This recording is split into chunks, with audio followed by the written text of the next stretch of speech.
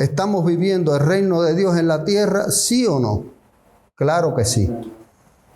Claro que sí. El reino de Dios está establecido literalmente en la tierra.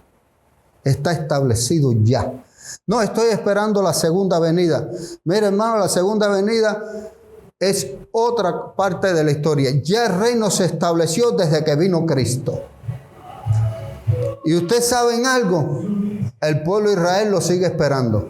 Y ustedes saben por qué no aceptaron a Cristo. Eso lo vamos a ver más adelante, pero ¿por qué no lo aceptaron? Porque ellos estaban esperando que se estableciera este reino como lo estableció David. ¿Cómo lo estableció David? ¿Qué hizo Saúl? Mató a miles. ¿Y David cuántos mató? Ese era el que estaban esperando ellos. ¿Qué hizo David? Venció al gigante. ¿Qué hizo David? Conquistó lugares. Estaba el pueblo de Israel en ese tiempo sometido ¿a quién? A un imperio. ¿A cuál imperio? Al romano. Y llega Cristo y ellos están esperando el descendiente del trono de David. Pensaban que era uno que venía con una espada gigante cortando cabezas. Dijo David, si te dan en una mejilla, ponle la otra. Si te pide que cargue si lleve su carga por 1 milla, llévasela 2. Escuchaste que fue dicho ojo por ojo y diente por diente, pero ahora yo digo que no es así. Y dijeron, no, este no es el que estamos esperando.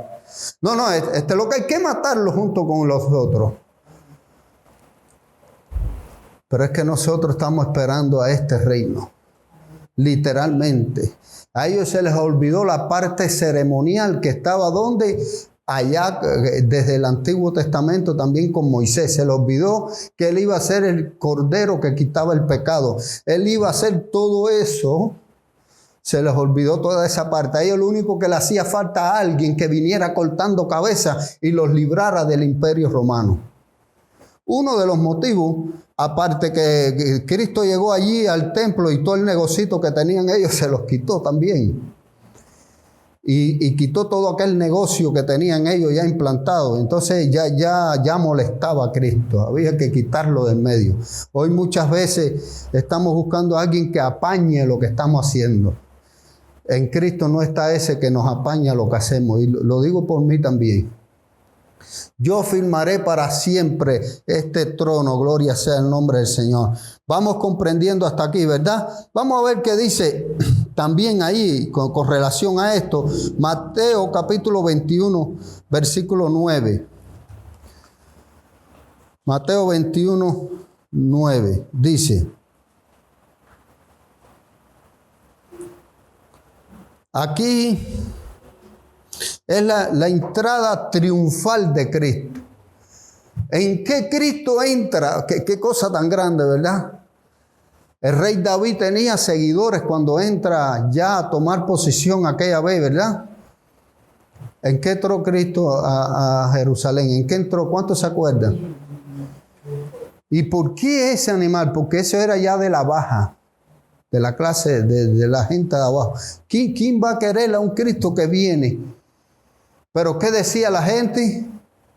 Y la gente que iba delante y que iba detrás aclamaba diciendo: Hosanna al Hijo de David. Bendito el que viene en el nombre del Señor. Hosanna al Altísimo, en las alturas. Gloria sea el nombre del Señor. Hosanna el que viene en el... ¿Qué dice? ¿Qué nombre dice allí? No, ¿al hijo de quién? Si él no era hijo de David. Pudieron reconocer en ese momento, más adelante no, en ese momento pudieron reconocer Hosanna al hijo de David, al heredero del trono de David, al verdadero heredero, al verdadero reino de Dios en la tierra. Acuérdense que esto sucede en una ceremonia. Cristo vino a ¿qué? Que fue eliminado con la venida de Cristo toda la parte ¿qué? Ceremonial. Y esto formaba parte también de una ceremonia. Ahí se está cumpliendo una de las tantas ceremonias que había en aquel tiempo. Tal vez en algún momento preparemos un estudio acerca de las ceremonias como tal. para que usted no se quede así pensando cuántos tipos de ceremonia y cuántas cosas había.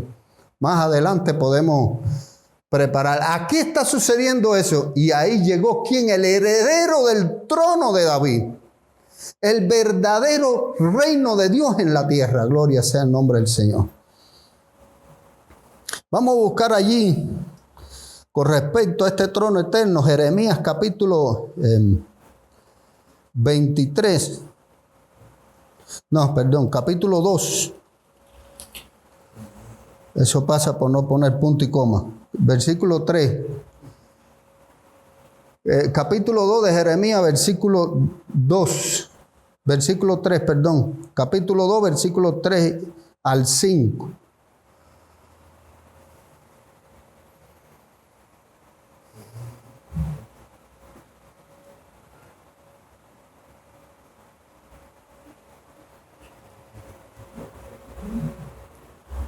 Exactamente. Déjame buscarlo aquí. Ya lo tengo aquí.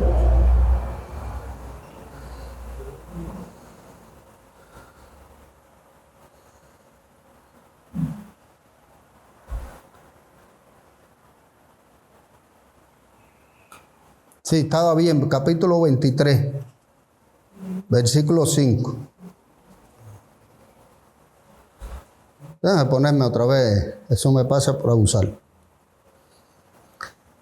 Capítulo 23, versículo 5. Ahora sí. ¿Qué está hablando Jeremías aquí? Esto es un profeta, hermano. ¿Cuántos años después de aquella encuentro de Natán con David, verdad? He aquí que vienen días, dice Jehová, en que levantaré a David renuevo justo. ¿Quién es ese? ¿De quién se está hablando ahí? De Jesús, hermano.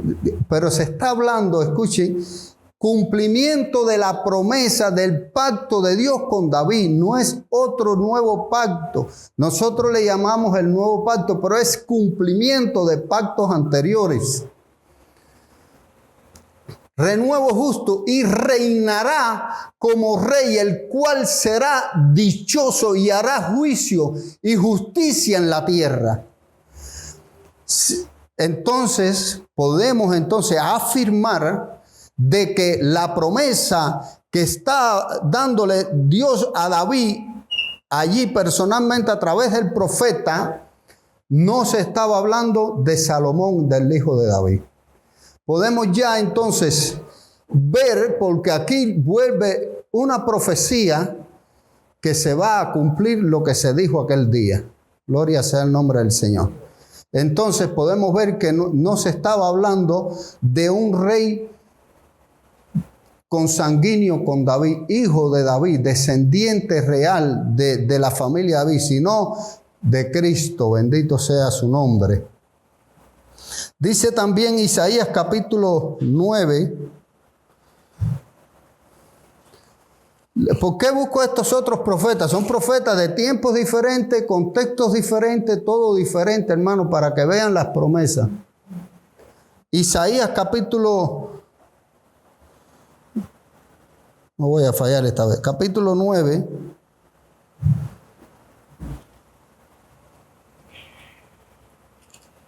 Versículo 7. Todos, si quieren anotar y después lo buscan en la casa.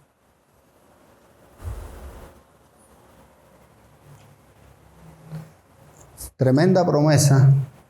Dice: lo dilatado de su imperio y la paz no tendrá límite sobre el trono de ¿quién? ¿Y por qué mencionan tanto a David? Porque hay una promesa dada a través de este hombre. Y sobre su reino, disponiéndolo y confirmándolo en juicio y en justicia desde ahora y para siempre. El celo de Jehová de los ejércitos hará esto. ¿Qué quiere decir el celo de Jehová de los ejércitos? Hermano, que Dios no nos permite estar adorando tantas cosas ni estar en tantas cosas al mismo tiempo. Está el reino de Dios implantado en la tierra. Todas estas promesas están cumplidas y se volverán a cumplir. ¿Por qué quiero decir que se volverán a cumplir? Porque Cristo tiene una segunda venida. Él estableció el reino de Dios y viene por los seguidores. ¿Quiénes son los seguidores? ¿Quiénes somos? Amén. ¿Quiénes vivimos en el reino de Cristo? Somos nosotros. Nosotros vivimos el reino de Dios en la tierra, el reino de Cristo, el descendiente de David. Ahí tenemos esa promesa cumplida y por cumplirse, porque Él viene por segunda vez. Gloria sea el nombre del Señor. Que aquí en Isaías capítulo 11, también versículo 1, podemos allí también corroborar todo esto. Cumplimiento del pacto de David, capítulo 11 de Isaías, versículo 1. Saldrá una vara del trono de Isaí. ¿Quién es Isaí? Y un vástago retoñará de sus raíces. ¿De quién se está hablando aquí? De él mismo. ¿Qué quiere decir vástago? Renuevo. Un renuevo. Algo nuevo, algo diferente va a salir del trono de David, de la descendencia de Isaí. ¿Quién es Isaí? El papá de David. Entonces no pueden estar profetizando aquí a David cuando ya esto sucedió cientos de años mucho después. Se está hablando del descendiente del trono de David. Se está hablando de Cristo, hermano.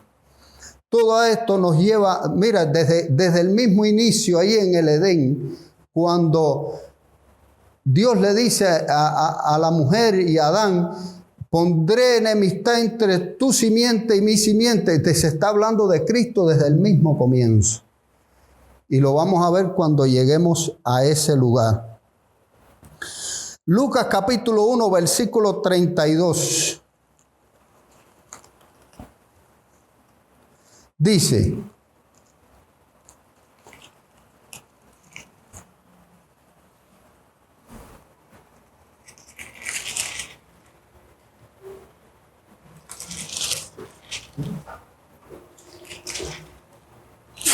tremendo.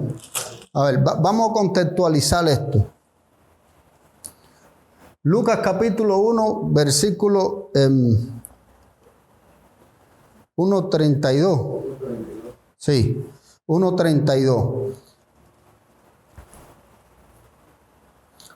¿Qué está sucediendo aquí? Aquí se está dando un anuncio. ¿A quién le están dando el anuncio? Este es el anuncio del nacimiento de Jesucristo. Este es un verdadero anuncio. Dice, este será grande y será llamado Hijo del Altísimo. Y el Señor le dará, ¿qué trono le dará? Pero, ¿por qué se dice aquí el trono de David, su padre?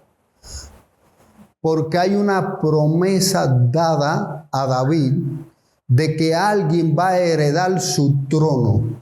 Y este es el heredero real del trono eterno, del reino para siempre. Bendito sea el nombre del Señor. Y cuando analizamos la Biblia hay muchos más pasajes con relación a esto, pero yo le he escogido solamente algunos para no dilatar tanto. Versículo aquí mismo en este capítulo 1, versículo 69 dice, versículo 69, y nos levantó un poderoso Salvador en la casa de David, su siervo. Y levantó el poderoso Salvador, aquel que se estaba esperando por siglos, acaba de llegar.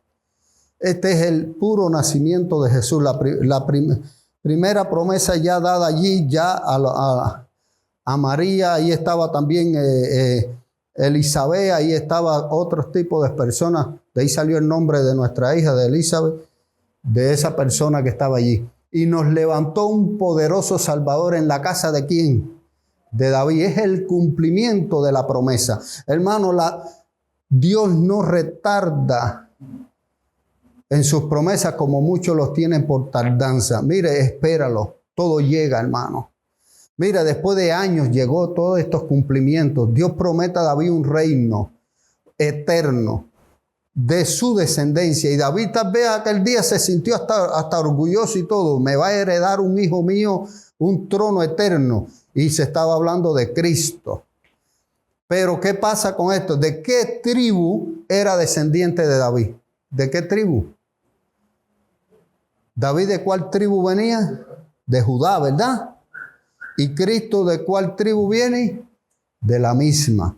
Porque, ¿por qué de esta tribu? Porque normalmente toda esta parte ceremonial, ¿quiénes los hacían? ¿De qué tribu? De la tribu de Leví. Y entonces con Dios no hay una línea recta a veces.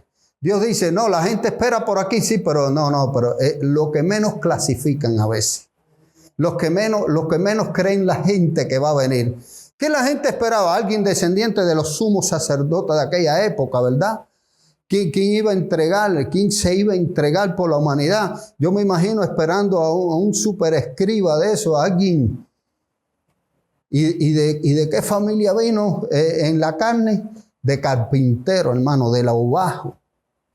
No se crea menos que nadie porque naciste en familia humilde o en familia pobre. No se crea menos que nada. Cristo y Dios lo cambia todo en el nombre de Jesucristo. Todo lo que la gente cree que no clasifican, ahí es donde más se clasifica. De una tribu totalmente diferente. Y Cristo es rey y sacerdote para siempre, según el orden de alguien que ni se conocía. ¿Cuántas cosas hay en Cristo cumpliéndose? No, el heredero del trono de David. ¿Quién? ¿El que va a cortar cabeza? No. El de la parte humilde, el pastor de ovejas, aquel que estaba allá en el campo pastoreando ovejas. Ese es el trono que estaba heredando esta persona, pero que iba a vencer también sobre todo principado, y la aflicción no nos va a poder remover a nosotros. Ese trono se cumple hoy, esa promesa, se cumple hoy en nosotros. ¿Estamos afligidos? Haga oración. ¿Estás cansado? Mira, hay promesas en la Biblia. Venid a mí todos los que estén cargados y trabajados, yo haré descansar. Ese es el verdadero trono de Dios. No, yo me levanto en el nombre de Jesús y tú verás que voy a hacer esto y voy a hacer lo otro. El trono era un trono de humildad, un trono de entrega. Bendito sea el nombre de Dios. Pero que va a quitar la ansiedad, va a quitar la depresión, que va a quitar todo eso. ¿Usted cree que no clasifica? Pues sí clasifica. Muchos queremos tener un nombre para clasificar después. Usted clasifica abajo y Dios te pone nombre después, gloria a Dios. Con Dios es diferente todo. Imagínense a David haciendo artimañas feas para lograr llegar a un trono. No, estaba muy tranquilo allí en sus ovejas, muy tranquilo. Y lo mandaron a buscar. Él no sabía lo que estaba sucediendo en su casa. Tal vez si lo hubiera sabido, hubiera hecho alguna estrategia para colarse. Pero ese día ni siquiera estaba allí. Ni siquiera lo estaban teniendo en cuenta. Y de él iba a salir el reino eterno de Dios. Un descendiente de él. Y entonces muchas veces estamos y no nos están teniendo en cuenta, pero hay alguien que sí te está teniendo en cuenta. Ese se llama Dios. Dios, en la omnisciencia de Dios, en su omnipotencia, te tiene en cuenta. En su amor eterno, en su misericordia, en su gracia. Él sí te está teniendo en cuenta. No es que llevo tantos días sentado en la silla, cuántos años. Dios te está teniendo en cuenta. David llevaba años, desde niñito estaba pastoreando ovejas. No le tenía miedo ni a los leones ya. Allá metido. Y ese tipo de personas que anda buscando a Dios también hoy. Pero tú sabes qué hacía David allá, adorar a Dios. Lo que no pudo hacer el pueblo de Israel rescatado, lo hacía él con su arpa. Adoraba a Dios. ¿Usted sabe cuándo se presentó la primera y buena oportunidad de David? No fue solamente cuando lo ungió allí Samuel, cuando el rey Saúl estaba padeciendo problemas allá, que estaba medio loco y endemoniado. ¿De quién le hablaron? Conocemos a una persona que es íntegro, que es esto, pero que adora a Dios también. Bendito sea el nombre del Señor. Mire, a pesar de lo que te esté sucediendo, sigue adorando a Dios. Ahí está la clave. Ahí está la clave. David pecaba, sí, pero nunca dejó de adorar a Dios. No dejó de adorar. Vamos a los salmos. ¿De quién son casi todos los salmos? Y están escritos cuando todo era la gloria y pura vida, como decimos aquí. No. Cuando estaba en aflicción, en la guerra, el Salmo 3 estaba siendo perseguido hasta de su propio hijo. Lo quería matar. Y ahí sacó el Salmo 3, el Salmo 51, cuando él mismo mandó a matar a aquel hombre para quitarle la mujer. Salmo 51, léeselo. Ahí venía la mejor inspiración de David cuando la cosa estaba apretada. Que también eso quiere Dios de nosotros. La verdadera adoración es cuando nos edificamos, gloria a Dios. Dios nos edifica. Yo comparaba esto de una manera tremenda. Ya estamos terminando. Imagínense que usted está en un pozo muy profundo y usted está tratando de salir y hay una mano arriba que lo tiene ahí aguantado y usted sigue ahogado ahí. Mientras siga tratando de subir por ese lugar, va a seguir esa mano tratando de hundirte. Sale por otro lugar que por ahí no es. Sale por otro lugar, por ese hueco que estabas tratando de salir del pozo, no es. Vuelve a meterte hacia abajo. A veces hay que tocar el fondo más profundo. Yo creo que del fondo más profundo es donde salen las grandes gente. Del fondo ahí de donde nadie te miraba, ahí de la tierra, de lo último, es cuando sale. Lo acabamos de leer. ¿Por qué yo digo esto? Porque lo leí ahí en un versículo. De tus raíces, de abajo, donde nadie ve, la raíz no la ve nadie. ¿Qué estábamos viendo nosotros? Nosotros, ¿dónde somos plantados? Nosotros somos pámpanos, ¿verdad? Alguien dijo, si estuviera en Costa Rica nos comparaban con un árbol de café. En aquel tiempo era de uvas, ¿verdad? Porque es en Israel. Es que la uva se injerta para que dé mejor fruto. Sabemos eso. El aguacate también. Las plantas de fruta, para que dé fruto más grande y más bonito, se injertan. Entonces nosotros somos ramas injertadas en el verdadero árbol, ¿verdad? Somos injertados para dar un fruto mejor. Pero este renuevo del trono de David, del renuevo de Isaí, no iba a nacer del tronco. ¿De dónde iba a salir? De la raíz, de abajo. De lo que no ve nadie, de abajo. Levántate, hermano, sale de abajo. Es tiempo de heredar estas promesas. No hagamos, decíamos el fin de semana pasado, los que escuchaban bien, no hagamos como quién, como Israel, que Dios lo liberó de Egipto. ¿Y qué hizo? Hacer becerro de oro. ¿Y qué hizo Dios? Así vas a adorar becerro de oro, pues te voy a imponer leyes. No esperemos a que Dios nos imponga leyes. Somos herederos del trono ¿de quién? De David.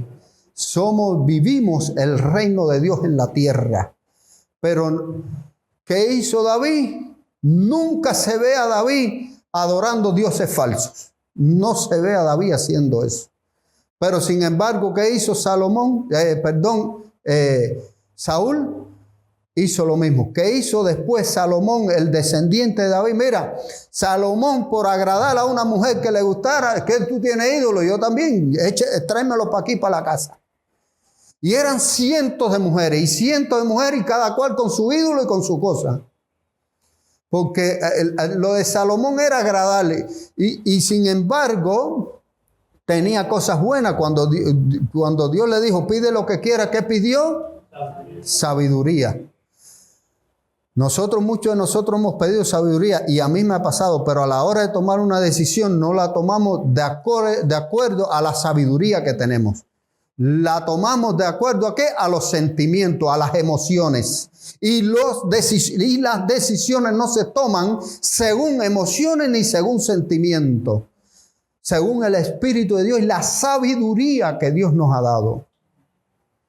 Salomón pidió sabiduría, se le fue dada y condujo al pueblo en sabiduría, pero la vida de él era llevada, ¿por qué?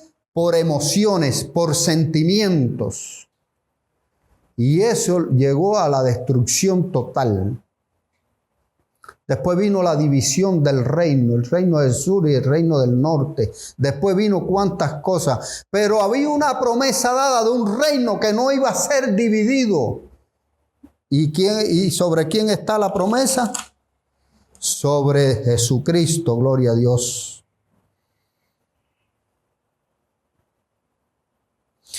Y como ya terminando, debemos recordar que todos estos pactos, ¿quién los hizo? Dios con los hombres. El hombre puede hacer pacto, pero del hombre con el hombre. No puede haber pacto del hombre para Dios. Yo voy a hacer pacto con Dios. Eso está mal. Es Dios. Vamos a buscar allí Deuteronomio y ya terminamos con esta cita. Eso siempre lo digo y ya la gente no me lo cree.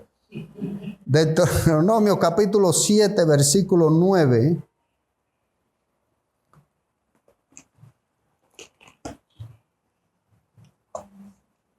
Deuteronomio 7, 9.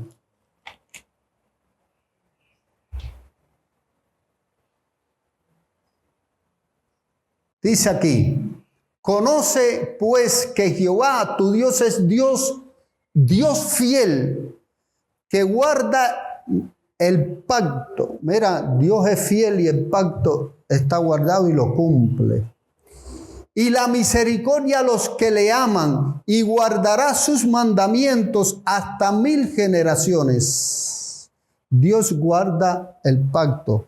Dios es el que guarda el pacto. Dios es el que hace pacto, no somos nosotros.